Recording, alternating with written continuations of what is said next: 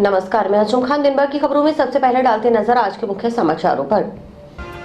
दूर दराज के कॉलेजों से आए खिलाड़ियों ने जताया ऐतराज, आयोजकों ने धक्के मारकर निकाला बाहर। Ryan College for Higher Education में शुरू हुई इंटर कॉलेज टूर्नामेंट में हुआ हंगामा। टाउन में भाट माता चौक पर लगी जिले की पहली ट्रैफिक सिग्नल लाइट, सड़क जाम से निजात दिलाने की दिशा में नगर परिषद ने बढ़ाया कदम। डीआरपी कॉलेज रावतसर ने जीता उद्घाटन मुकाबला, अंतर महाविद्यालय क्रिकेट प्रतियोगिता का आगाज। विद्युत चोरी के मामलों में चालू वित्तीय वर्ष में 42.46 लाख रुपए की जुर्माना राशि वसूली। हनुमानगढ़ में घटा विद्युत चोरी के मामलों का ग्राफ, करीबन 22 मुकदमे लंबित। नगर परिषद बोर्ड की बैठक, उपसभापति अनिल खिचड़ ने की अध्यक्षता। नगर परिषद बोर्ड की बैठक का आयोजन उपसभापति अनिल खिचड़ की अध्यक्षता में हुआ। बैठक में जोनल डेवलपमेंट प्लान, शहर में चल रहे विकास कार्यों की प्रशासनिक और वित्तीय स्वीकृति, एकल निविदाओं की स्वीकृतियों सहित अन्य मुद्दों पर चर्चा की गई। इसके अलावा प्रशासन शहरों के संघ अभियान 2021 में ली गई स्वीकृतियों आदि पर आवश्यक चर्चाएं हुई। बैठक में कुछ पार्षदों की ओर से हंगामा भी किया गया, लेकिन एजेंडों पर चर्चा के साथ आवश्यक निर्णय लिए गए। शहर में 2-4 लोग हैं जो लोगों के कोई भी कार्य कर रहे हैं, चाहे वो जोड़ पैतन में या ऐसे कुछ एरिया जहाँ पे निर्माण स्वीकृति नहीं दे रहे, वहाँ पे भी शिकायत कर रहे हैं। कुछ लोग ऐसे हैं जो बिना निर्माण स्वीकृति के अवैध निर्माण कर रहे हैं, उनकी वो शिकायत करते हैं। जैसे ही हम लोग उससे, हमारे शहर की जनता भी पीड़ित है, हम लोग भी पीड़ित है। तो मेरा तो इसके अंदर ये है कि हम लोग जो भी गलत निर्माण कर रहा है उस पर कार्रवाई करो, उसमें कोई छूट नहीं है। जो नियमों में आ रहा है उसके ऊपर हम कार्रवाई करेंगे, लेकिन उसके लिए एक प्लान तैयार करके, और प्लान के तहत, बकायदा प्लान के तहत सभी लोगों के एक नजर से सभी को देखते हुए सभी के खिलाफ कार्रवाई हो, इसके ऊपर हमें विचार करना चाहिए। अब मांगी जा रही है वो हम नहीं देंगे, क्योंकि हम मंजूर मोहम्मद को दोषी नहीं मानते हैं। इसके पक्ष में जो है नहीं देंगे वो अपना मेरा एक नगर परिषद हनुमानगढ़ में आज हमारे एक बैठक का आयोजित किया गया, जिसके अंदर जो हमारे 2 जोनल प्लान के जो शेष थे 2 व 3 नंबर, जिसमें टाउन एरिया आता था, वो राज्य सरकार को उनके ऊपर कुछ आपत्तियां थी। कुछ लोगों को रिलीफ देने के लिए हम लोगों ने कुछ आपत्तियां लगा करके भेजी थी, जो पहले पूर्व में सरकार ने जो पास किया था। लेकिन राज्य सरकार ने उन आपत्तियों को नहीं माना, और क्योंकि मास्टर प्लान को बने हुए 2 साल हो गए, इसलिए राज्य सरकार ने हमारी आपत्तियों को नहीं माना। तो हम लोगों ने इस पे विचार करके भी अब लोगों को काफ़ी लंबे समय से पट्टे नहीं बन पा रहे हैं। नई वादी एरिया, पारिक कॉलोनी के आसपास का जो नगर परिषद भूमि है, उन एरियो में पट्टे नहीं बन रहे थे। तो आज हमने उन दोनों जो जोनल प्लान है उसे पास किया है, और जल्दी सरकार के पास भेजेंगे ताकि वहाँ से पास होकर के आए और लोगों को जल्दी अभियान पुनः लगा करके और लोगों को रिलीफ दिया जा सके। और उसके अलावा आज जो नगर परिषद के द्वारा विभिन्न प्रकार के जो निर्माण कार्य किए जा रहे हैं, उनके ऊपर जो एकल निविदाएँ आई थी उनके स्वीकृति के लिए, और नगर परिषद द्वारा लोक उपापन से प्राप्त एकल निविदाओं की जो हमारे एकल निविदाएँ आती हैं, जो कुछ उनकी स्वीकृति के लिए था। उसके अलावा प्रशासन संघ शहरों के अभियान में जो एम्पायर्ड कमेटी के द्वारा जो डिसीजन लिए गए थे उनके अनुमोदन के लिए, और कुछ पार्षद साथियों ने भी अपने विचार रखे शहर की स्वच्छता के लिए और शहर के अन्य विकास कार्यों के लिए, उनके ऊपर ही जल्दी विचार विमर्श करके, और जो हमारा सभापति जी गणेश राज जी बंसल का जो सपना है कि शहर को मिनी चंडीगढ़ बनाना है, उसे जल्दी पूरा करने की कोशिश करेंगे। नगर परिषद की साधारण सभा की बैठक थी, और बैठक बड़ा सकारात्मक रुख रहा, और बढ़िया तरीके से जो 6-7 पॉइंट थे उन पे बात हुई, सबकी सहमति थी, और पूरे पार्षदों ने बहुत अच्छे मन से मतलब सभी प्रस्ताव पास किए। हमने तो ये कहा था कि जी मेन जो नगर परिषद के प्रोजेक्ट होते हैं उसके अंदर पार्षदों की भागीदारी बहुत ज़रूरी है, क्योंकि नगर परिषद, प्रशासन और पार्षद, उनकी एक कमेटी बनाई जाए। कोई भी, जैसे मान लो सेंटर पार्क का उद्घाटन हुआ था, या जैसे बोली लगती है, उस बोली के अंदर भी पार्षदों का रहना बहुत ज़रूरी है। और इस हिसाब से हमने कहा था, एक सुझाव था, ताकि और बढ़िया तरीके से नगर परिषद काम कर सके। 3 साल से बढ़िया काम कर रही है, और अच्छे तरीके से काम कर सके, इसलिए। और प्रशासन ने भी इस बात को माना कि पार्षदों की भागीदारी होनी चाहिए। और मान लो कोई बड़ा इवेंट होता है, उसके अंदर एक कमेटी बनाई जाए, अलग अलग जिम्मेदारी दी जाए। श्रीगंगानगर मार्ग पर स्थित गांव झंडावाली के नजदीक संचालित Ryan College for Higher Education में शुक्रवार को शुरू हुआ क्वान किडो खेल का इंटर कॉलेज टूर्नामेंट हंगामे की भेंट चढ़ गया। टूर्नामेंट में आयोजकों की ओर से बढ़ती जा रही अनियमितताओं की शिकायत करना आयोजन में हिस्सा लेने आए बीकानेर व नोखा के कॉलेजों के खिलाड़ियों को महंगा पड़ गया।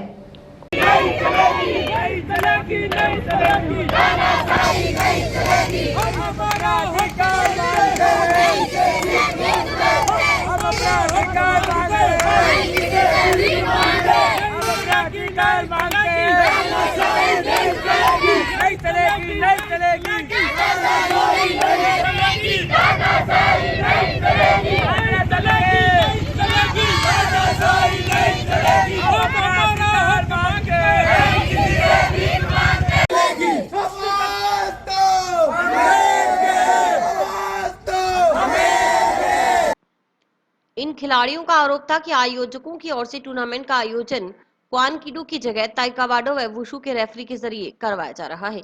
इन रेफरी को क्वान किडो के नियमों की जानकारी नहीं। यही नहीं, इन खिलाड़ियों का आरोप था कि रेफरी की ओर से खेल में अपनी जानकार टीमों को जिताने का प्रयास किया गया। आरोप है कि दूर दराज के कॉलेजों से आए खिलाड़ियों ने आयोजकों के समक्ष इसका ऐतराज जताया तो आयोजकों ने उन्हें धक्के मारकर कॉलेज से बाहर निकलवा दिया। इससे आक्रोशित खिलाड़ियों ने कॉलेज के समक्ष जमकर नारेबाजी की, काले झंडे लहराए। उन्होंने मांग की कि योग्यताधारी रेफरी की सेवाएं ही इस आयोजन के लिए ली जाएं।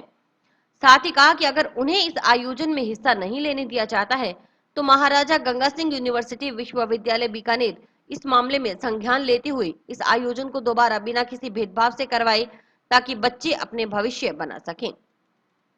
हमारी जो टीमें हैं वो बीकानेर से यहाँ पे क्वांकिडो खेलने आई थी, उसके साथ बहुत अन्याय हुआ है। यहाँ पे क्वांकिडो के अंदर 4 रेफरी का आयोजन किया गया जबकि इसके अंदर 3 रेफरी होते हैं और उन रेफरियों को कोई भी नॉलेज है। जब उनसे पूछा गया कि आप रेफरी हो या नहीं, आप उसका प्रमाण पत्र दिखाइए, तो उन्होंने बोला कि हम वुशो के रेफरी है। तो वो वुशो के रेफरी होते हुए यहाँ पे वो रेफरी कर रहे थे तो उनको कोई भी नॉलेज नहीं था। मतलब एक रेफरी रेड झंडा दिखाता है, दूसरा रेफरी ब्लू झंडा दिखाता है, उन दोनों के बीच में कॉम्बिनेशन भी नहीं था। मतलब एक टेबल बचा के बोलता है कि ये दिखाना है तो वो दूसरा दिखा देता था। कुल मिला के यहाँ पे पूर्ण रूप से धांधलेबाजी हो रही है और जो 7 कॉलेज आई है हमारे बीकानेर से, 7 कॉलेजों की 12 टीमें हैं, उन सभी के साथ अन्याय हुआ है और उन सभी को धक्का देके कॉलेज से बाहर निकाला गया। और जब हमने पूछा कि हमारे साथ ऐसा क्यों हो रहा है तो बोले हम ऐसे ही करेंगे, अगर आपको कोई समस्या है तो आप बीकानेर यूनिवर्सिटी से बात कीजिए।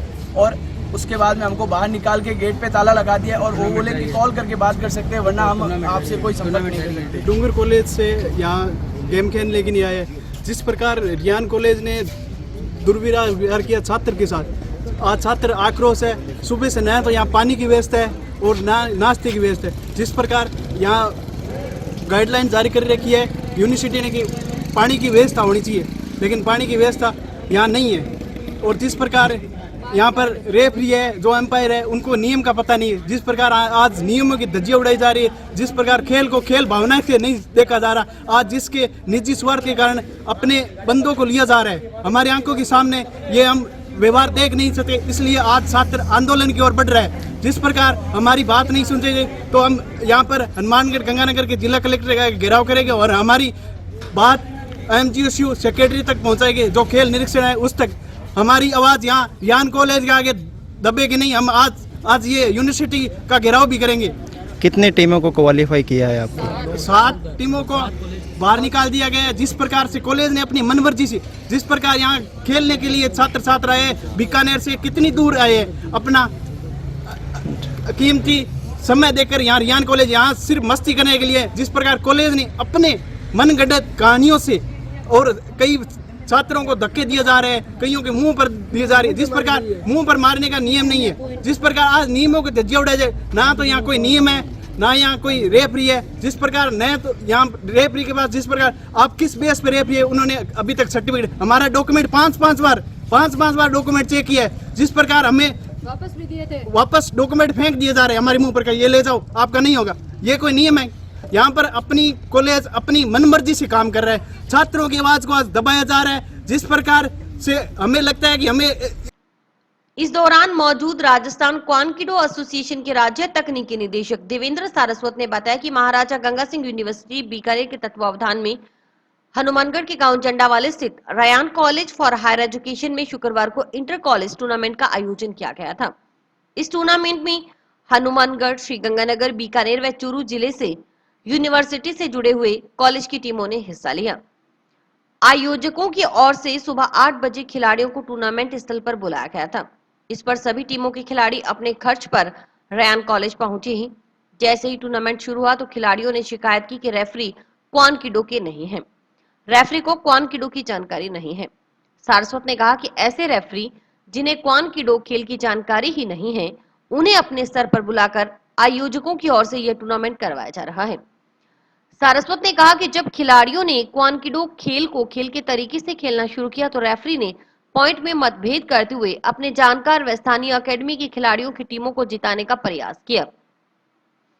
खिलाड़ियों की शिकायत पर उन्होंने जानकारी ली तो पता चला कि टूर्नामेंट में रेफरी की भूमिका निभा रहे कुछ रेफरी ताइक्वांडो और कुछ वुशु खेल के रेफरी हैं, जबकि ये दोनों खेल क्वान किडो से अलग हैं। इनमें से किसी भी रेफरी ने क्वान किडो फेडरेशन ऑफ इंडिया और क्वान किडो एसोसिएशन ऑफ राजस्थान की तरफ से प्रशिक्षण प्राप्त नहीं किया है, न ही इनके पास रेफरी का प्रमाण पत्र मिला है। बावजूद इसके आयोजक अन्य खेलों के रेफरी के जरिए इस टूर्नामेंट का आयोजन करवा रहे हैं। सारस्वत ने बताया कि खिलाड़ियों ने खेल शुरू होने के कुछ समय बाद बताया कि रेफरी की ओर से प्रतिद्वंदी टीम को क्वान किडो के नियम अनुसार अंक प्रदान के बजाय ताइक्वांडो और वुशु खेल के नियम अनुसार अंक दिए जा रहे हैं। तब खिलाड़ियों ने विरोध जताते हुए आयोजकों के सामने अपनी बात रखनी चाहिए, तो न तो कॉलेज प्रशासन और न ही यूनिवर्सिटी के प्रतिनिधियों ने उनकी बात सुनी।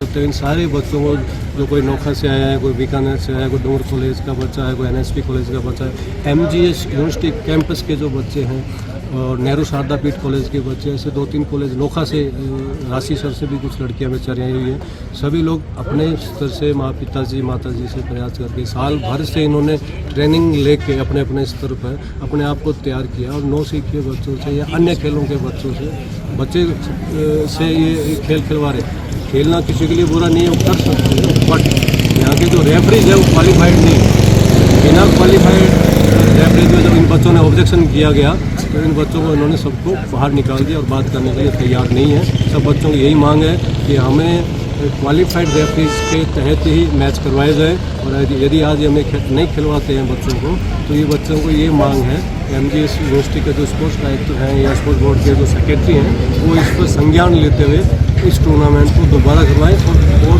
न्यायपूर्वक और बिना किसी भेदभाव के करवाएं, जिससे बच्चे अपना भविष्य बना। सूचना मिलने पर सदर पुलिस मौके पर पहुंची और नारेबाजी कर रहे खिलाड़ियों से समझाइश की। विरोध दर्ज कराने वाले खिलाड़ियों में बीकानेर के श्री नेहरू शारदा पीठ पीजी महाविद्यालय के छात्र गौतम पुरोहित, जय किशन जोशी, राजेश व स्वरूप सिंह, बीकानेर के महाराजा गंगा सिंह यूनिवर्सिटी कैंपस की छात्रा पूर्वी व्यास, सुमन चौधरी, नोखा के राजकीय कन्या महाविद्यालय की छात्रा प्रियंका, रिंकू भांबू, डूंगर कॉलेज की छात्रा अनिशा बिश्नोई, हिमांशु उर्मिला सहित अन्य खिलाड़ी छात्र छात्राएं शामिल थे। विद्युत चोरी के मामलों पर रोक लगाने के लिए खोले गए विद्युत चोरी निरोधक पुलिस थाना की ओर से चालू वित्तीय वर्ष में अब तक 42,46,000 रुपए की जुर्माना राशि वसूली की जा चुकी है। वर्तमान में करीबन 22 मुकदमे निस्तारण के लिए लंबित हैं। ये अच्छी खबर है कि हनुमानगढ़ में पिछले कुछ समय से विद्युत चोरी के मामलों का ग्राफ नीचे आया है।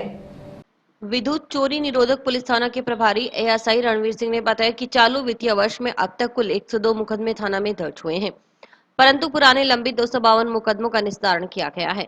लंबित 252 मुकदमों में चालू वित्तीय वर्ष में 42,46,000 रुपए की जुर्माना राशि की वसूली की है।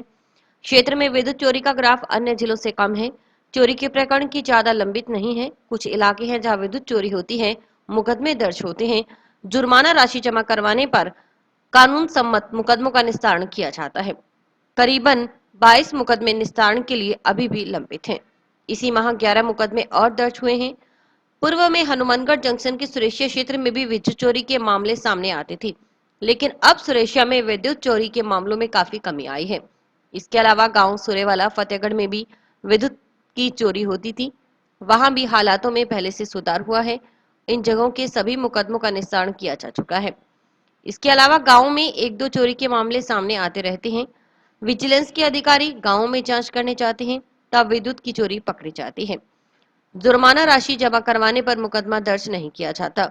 अगर जुर्माना राशि जमा नहीं करवाई जाती और अपील का समय निकल जाता है तो मुकदमा दर्ज किया जाता है। मुकदमा दर्ज होने के बाद अगर जुर्माना राशि जमा करवाई जाती है तो एफआईआर लगाकर उस मुकदमे का निस्तारण कर दिया जाता है। विद्युत चोरी के मामलों में दोषी को अधिकतम 3 साल की सजा का प्रावधान है। वित्तीय वर्ष में हमने कुल इस चालू माह तक 102 मुकदमे दर्ज हुए हैं, परंतु पुराने काफ़ी पेंडिंग थे मुकदमे, उनको लेके हमने 252 मुकदमों का निस्तारण किया। 252 मुकदमों में हमने जुर्माना राशि है वो 42,46,000 रुपये वसूली की वित्तीय वर्ष में चालू माह तक। इस प्रकार यहाँ चोरी का ग्राफ अन्य जिलों से कम है, और TND लॉसेज भी है वो यहाँ 1 डिजिट में ही है। ज़्यादा चोरी के प्रकरण यहाँ ज़्यादा लंबे नहीं है, कुछ इलाके हैं उनमें चोरियाँ होती है, उनके मुकदमे दर्ज होते हैं, पैसे जमा होने पर निशान कर देते हैं कानून के समक्ष। स्मार्ट बनने की राह पर शहर चल रहा है, एक के बाद एक परिवर्तन देखने को मिल रहा है। इसी बीच सड़क जाम से निजात दिलाने को एक और बड़ी खुशखबरी सामने आई है। टाउन शहर के भाट माता चौक पर जिले की पहली ट्रैफिक सिग्नल लाइट लगाई गई है। शुक्रवार को जयपुर की कंपनी की ओर से भाट माता चौक पर ट्रैफिक सिग्नल लाइट लगा दी गई, जो आमजन के लिए कौतूहल का विषय बन रही है। ट्रैफिक सिग्नल लाइट ने वाहन चालकों को मेट्रो सिटी का आभास करवाया। ये ट्रैफिक सिग्नल लाइट नगर परिषद की ओर से लगवाई गई है। इस पर करीब 14 लाख रुपए की लागत आई है। शहर के मुख्य चौक पर ट्रैफिक सिग्नल लाइट लगने से हादसों पर भी रोक लगेगी। यातायात प्रभारी अनिल चिंदा ने बताया कि शहर में ट्रैफिक व्यवस्था को सुचारू रूप से चलाने के लिए कुछ समय पहले ट्रैफिक सिग्नल लाइट का प्रस्ताव भेजा गया था, क्योंकि शहर के चौक चौराहों पर काफी हादसे होते हैं। यातायात नियमों की जानकारी न होना भी हादसों का बड़ा कारण है। नगर परिषद ने सहयोग करते हुए टाउन शहर में प्रवेश स्थल भाट माता चौक पर ट्रैफिक सिग्नल लाइट लगवाई है। जयपुर से आई टीम की ओर से यहां रेड लाइट लगाई गई है। इस चौक से 24 घंटे छोटे के साथ भारी वाहनों का आवागमन होता है। हादसे भी काफी होती थी। यातायात प्रभारी ने कहा कि ट्रैफिक सिग्नल लाइट लगाने का नगर परिषद सभापति गणेश बंसल की ओर से उठाया गया सराहनीय व बड़ा कदम है। इससे ट्रैफिक व्यवस्था सुचारू रूप से चल सकेगी, हादसों में कमी आएगी, वाहन चालकों को भी यातायात नियमों की जानकारी होगी। ट्रैफिक सिग्नल लाइट लगने से वाहन चालक उन्हीं लाइट्स के अनुसार सड़कों पर चलेंगे। रेड लाइट जलने व रुकने व ग्रीन लाइट जलाना चलने का संकेत है। यातायात नियमों की पालना में शहर हनुमानगढ़ में ट्रैफिक व्यवस्था को सुचारू रूप से चलाने के लिए आज से कुछ समय पहले एक प्रस्ताव भेजा गया था रेड लाइट का। और क्योंकि एक्सीडेंट बहुत हो रहे थे, चौराहों पे काफ़ी जो लोग हैं क्रॉस कर जाते हैं, पता नहीं होता कि ट्रैफिक रूल्स क्या हैं। और इसके अलावा यहाँ प्रस्ताव भेजने के बाद यहाँ से एक नगर परिषद आयुक्त जो है सभापति महोदय द्वारा बड़ा ही इसमें अहम भूमिका है। यहाँ भारत माता चौक पर रेड लाइट लगाई गई है, क्योंकि ये एक ऐसा चौक है जहाँ से भारी वाहन निकलते हैं, छोटे वाहनों का आगमन है, काफ़ी भीड़ रहती थी यहाँ, और एक्सीडेंट होने का भी अंदेशा होता था। एक्सीडेंट होते भी बहुत थे। और यहाँ रेड लाइट का जो लगाए गए हैं, जो जयपुर से इनके द्वारा टीम आई थी उनके द्वारा लगाए गए हैं। यातायात प्रभारी अनिल चंदा ने बताया कि यातायात नियमों की पालना नहीं करने वालों के ऑनलाइन चालान भी किए जा रहे हैं। पूर्व में नाकाबंदी कर हेलमेट नहीं होने पर दुपहिया वाहन चालकों को रोका जाता था, उनसे ड्राइविंग लाइसेंस मांगते तो कईयों के पास लाइसेंस नहीं मिलता था, तब चालान किए जाते थे। लेकिन अब सरकार की ओर से ई चालान की व्यवस्था शुरू की गई है। इसके तहत ई चालान मशीन भी उपलब्ध करवाई गई है। इस मशीन के जरिए फोटोग्राफी कर ऑनलाइन चालान किए जा रहे हैं। वाहन चलाते समय मोबाइल फोन पर बात करने वाले चालकों के खिलाफ भी फोटोग्राफी कर कार्रवाई की जा रही है। सिर्फ चालान ही नहीं, वाहन चालकों को यातायात नियमों की पालना करने के लिए समझाइश भी की जाती है। नुक्कड़ नाटक का भी आयोजन कर यातायात नियमों की पालना न करने से होने वाले नुकसान के बारे में भी जागरूक किया जाता है, ताकि हादसों में कमी आए। इसके अलावा जो ट्रैफिक रूल्स की पालना नहीं कर रहे थे उनके खिलाफ ऑनलाइन चालान भी किए जाते हैं हमारे द्वारा। और पहले था कि रोका, उसके बाद उनसे ड्राइविंग लाइसेंस पूछते थे, ड्राइविंग लाइसेंस कई बार नहीं होता था, आरसी होना था, ऐसे करके चालान किए जाते थे। अब क्या कि सरकार के द्वारा जो इस चीज़ को चेंज करके एक ऑनलाइन जो मशीन है ई चालान के नाम से जो माना जाता है, वो ई चालान मशीन दी गई है, उसके माध्यम से हम चालान करते हैं।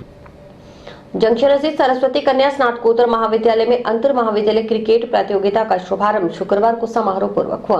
प्रतियोगिता के उद्घाटन समारोह में मुख्य अतिथि जिला शिक्षा अधिकारी माध्यमिक हंसराज चाचेवाला, टेनिस बॉल क्रिकेट संघ सचिव श्याम पांडे, जिला ओलंपिक संघ अध्यक्ष मलकी सिंह मान, विश्वविद्यालय पर्यवेक्षक सुखजीत सिंह थे। अध्यक्षता जन कल्याण समिति सचिव अमरनाथ सिंगला ने की। टूर्नामेंट की शुरुआत में अतिथियों की ओर से खेल ध्वज फहराया गया। कार्यक्रम को संबोधित करते हुए जन कल्याण समिति सचिव अमरनाथ सिंगला ने कहा कि खेल मानव जीवन के विकास का आधार और बाल जीवन का प्राण तत्व और मूल अधिकार हैं। खेल के माध्यम से बालक बालिकाएं अपनी नैसर्गिक प्रवृत्तियां और अपने संवेगों के प्रबंधन को उत्तम दिशा दे सकते हैं। खेलों का महत्व मानव जीवन में अनेक दृष्टिकोणों से शिक्षात्मक उपागम के रूप में है। जिला ओलंपिक संघ अध्यक्ष मलकी सिंह मान ने खिलाड़ियों को खेल की भावना से खेलने का आह्वान करते हुए कहा कि खेलों से खिलाड़ियों के विकास के साथ साथ धैर्य, अनुशासन, मित्रता, सहयोग, ईमानदारी, प्रतिस्पर्धा और नेतृत्व व्यवहार की भी वृद्धि होती है। इसलिए सभी खिलाड़ी इस प्रतियोगिता को जीवन का अंतिम खेल न समझते हुए पहला पड़ाव समझें। कॉलेज प्राचार्य ने बताया कि प्रतियोगिता में बीकानेर संभाग की 10 टीमें हिस्सा ले रही हैं। टूर्नामेंट का उद्घाटन मैच राजकीय कन्या महाविद्यालय नोहर व डीआरपी महाविद्यालय रावसर के मध्य खेला गया। इसमें डीआरपी महाविद्यालय रावसर की टीम विजयी रही और उन्हीं की वजह से ये आज टूर्नामेंट का कार्यक्रम हो रहा है। मेरे प्यारे बच्चों, आप मेरे देश की नींव हो। मेरा देश आपके कंधों पर खड़ा है। आप निश्चित को छोड़ के खेलें। जैसे गुरुजी ने आपको बताया है, मन में कोई भ्रम ना रखें। किसी प्रकार की कोई असुविधा हो तो हम गुरुजी के साथ आपकी समस्या को तुरंत हल करेंगे, ताकि हमारे किसी भी प्यारे बच्चे को, खिलाड़ी को किसी किस्म की कोई तकलीफ ना हो। एक छोटी सी बात बताऊंगा कि ये आपका पहला पड़ाव है इंटर कॉलेज। इसके बाद खुद खेलने इंटर यूनिवर्सिटी खेलोगे, जोन खेलोगे, फिर ऑल इंडिया खेलोगे। तो ये नहीं है कि हम यहाँ तक ही सीमित रहे। असली जो आपका टूर्नामेंट है वो ऑल इंडिया है, और जो बच्चा ऑल इंडिया खेल लेगा ना, तो आउट ऑफ टर्न नौकरी आपकी पक्की है। अभी मेरा गेम हॉकी है। 10 बच्चे कांस्टेबल जो बिना एग्जाम के, बिना इंटरव्यू के डायरेक्ट ऑल इंडिया प्लेयर थे, जो या नेशनल प्लेयर थे, वो डायरेक्ट भर्ती हुए। राजा गंगा सिंह विश्वविद्यालय बीकानेर अंतर महाविद्यालय क्रिकेट प्रतियोगिता 2022-23 का शुभारंभ आज सरस्वती गर्ल्स कॉलेज श्री हनुमानगढ़ में हुआ। इस प्रतियोगिता में 10 टीमें भाग ले रही हैं विभिन्न कॉलेजों से। बहुत ही अच्छा आयोजन रहा। ये प्रतियोगिता का प्रथम मैच आज अभी शुरू होगा। ये प्रतियोगिता लगभग 3 दिन की चलेगी। ये प्रतियोगिता विश्वविद्यालय खेल बोर्ड द्वारा निर्धारित कैलेंडर के तहत हो रही है।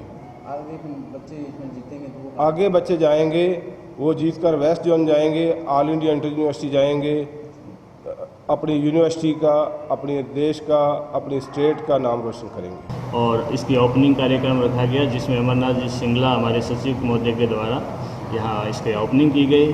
और इसमें आज 2 मैच होने हैं, जिसके अंदर उनके कोच साहब ने हमारे टाई किया है। उन्हीं टीमों को, आज 2 टीमों को यहाँ खिलाएंगे। उसके बाद में 2-3 दिन हमारा ये प्रोग्राम चलेगा, और इसमें जो टीम जीतेगी, विजेता रहेगी, उसे ट्रॉफी दी जाएगी। भटनेर दुर्ग की दीवार ढहने से जान गंवाने वाले मजदूर के परिवार व घायल श्रमिकों को आर्थिक सहायता देने की मांग को लेकर टाउन के वार्ड 46 के वार्ड वासियों ने बैरू ठाकुर और प्रदीप मित्तल के नेतृत्व में कार्यवाहक जिला कलेक्टर प्रतिभा देवटिया को ज्ञापन सौंपा।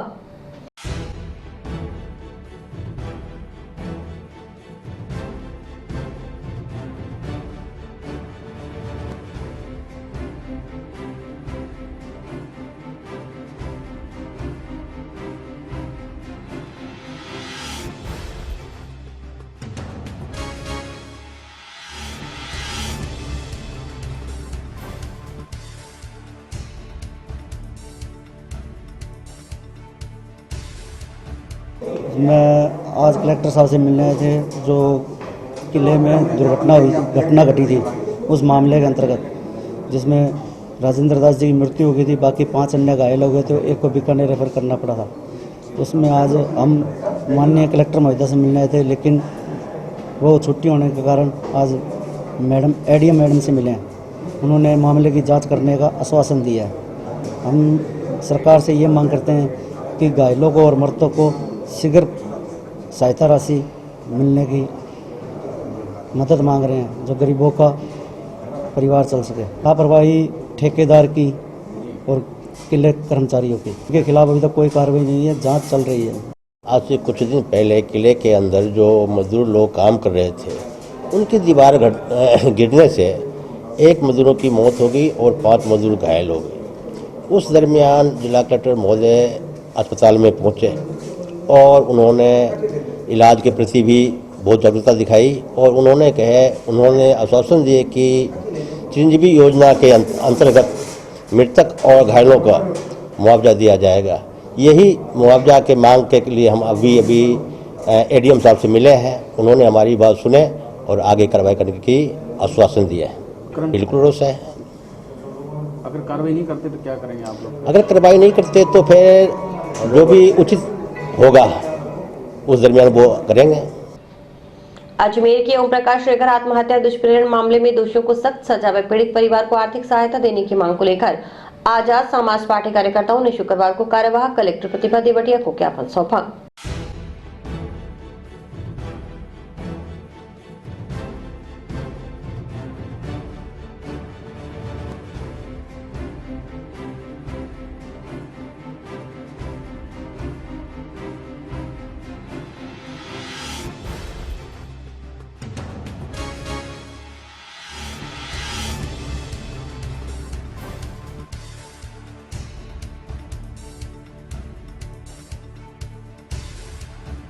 कलेक्टर साहब को ज्ञापन देने के लिए आए हैं, जो कि अजमेर में रूपनगढ़ के नौसल गांव का मामला है, जिसमें ओम प्रकाश रेगर जो है सुसाइड कर लिया। उसने 2 पुलिस अधिकारियों के नाम पर उन्होंने उस पर जुल्म किया, उसकी सुनवाई नहीं की।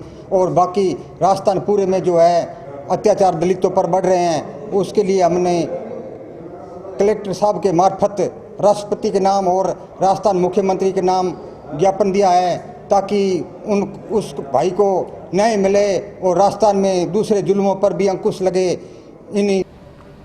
और इसी के साथ समाचार समाप्त हुए। रोजाना देखते रहिए समाचार। नमस्कार।